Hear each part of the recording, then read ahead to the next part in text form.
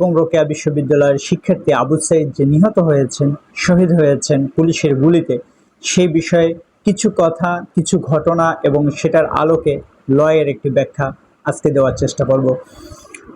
যুগান্তরের নিউজে দেখলাম যে আবু সাঈদের মৃত্যুতে যে এফআইআরটি হয়েছে, সেই এফআইআরে কোথাও বলা হয়নি যে সে পুলিশের গুলিতে নিহত হয়েছে। মানে কয়েকটি ঘটনা, এক হচ্ছে আবু সাঈদের মৃত্যুকে কেন্দ্র করে থানায় এফআইআর করা হয়েছে, সেটি করেছে থানার রাজহাট থানার এসআই বিভূতিভূষণ নামে একজন এসআই, তিনি করেছেন। একই সাথে আরেকটি সংবাদ সেটা হচ্ছে একজন মন্ত্রী বলেছেন পুলিশকে গুলি করার অনুমতি দেওয়া হয়নি। প্রশ্ন জাগে, তাহলে গুলি পুলিশ করলো কোন সাহসে, কিসের ভিত্তিতে? তৃতীয় নম্বর যে পয়েন্টটি, সেটি হচ্ছে আবু সাঈদের পরিবারের সাথে দেখা করার জন্য প্রধানমন্ত্রী তাদেরকে ঢাকায় নিয়ে